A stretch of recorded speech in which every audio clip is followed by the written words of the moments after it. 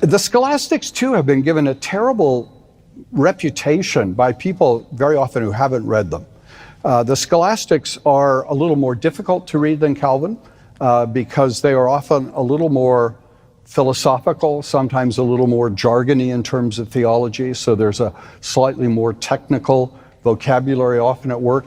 But if you read someone like Francis Turretin, who is a great scholastic theologian, one can't help but be impressed by the depth of the insight, the carefulness of the approach to the questions with which they deal.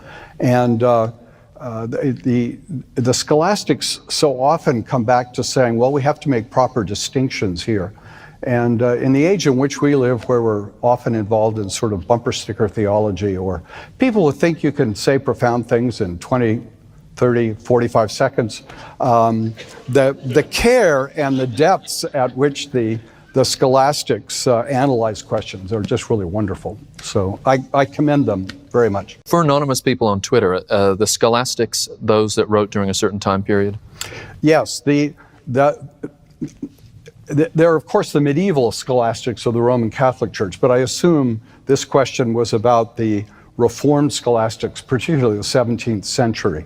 And they derive their name from the Latin word schola, meaning school. So they are theologians who taught in schools, universities, what today we'd call seminaries. They were professional theologians, although usually also ministers as well.